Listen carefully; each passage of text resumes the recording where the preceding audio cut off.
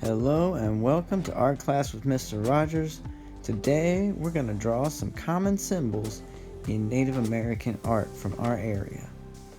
So first, let's start with a bird. Now we're going to talk about this one. This is called a Thunderbird, and it's a mythological creature.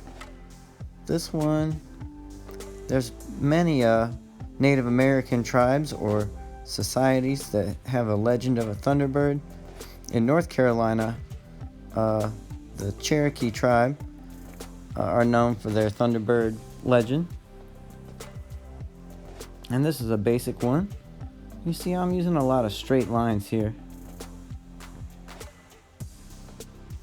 And on the other side, we're going to do an eagle. And there's lots of Native American tribes that honored the eagle as part of their symbols. And this one is a little more complicated.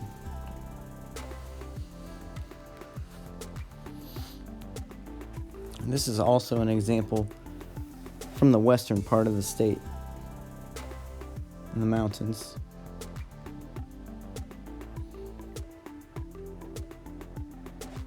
You can see there's a lot of details on this one. This one's not so basic. This one, this example I found was in Cherokee art.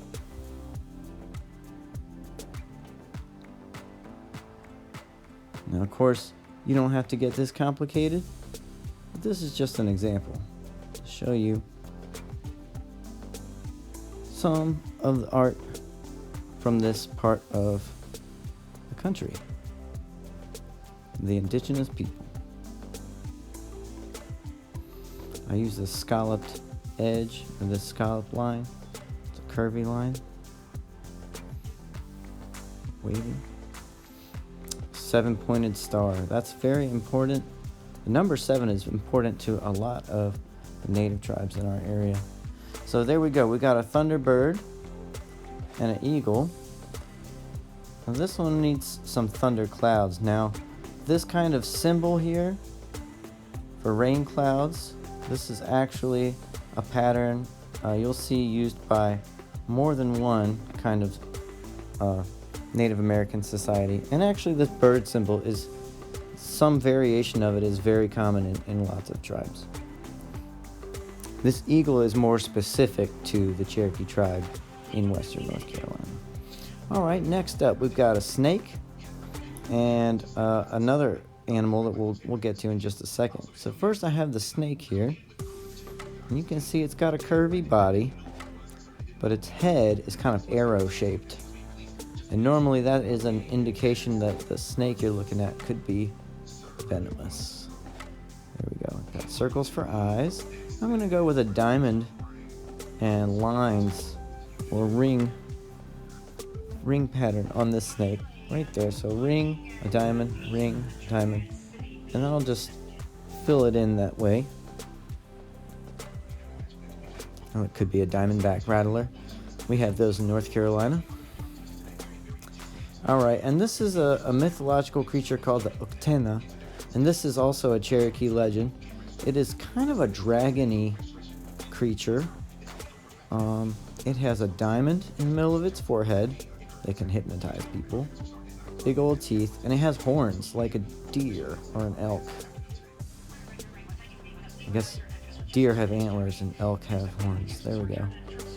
So there it is. And then it has rings around its body that go all the way down, and in between the rings are spots. And it's very important that the spots go all the way down, but the 7th spot is where, supposedly, according to the legend, where its heart is. So the 7th spot, you could color that in, you could make it look special, do something like that. And then I added kind of a rattler tail here. I've seen some versions that have that and some that don't.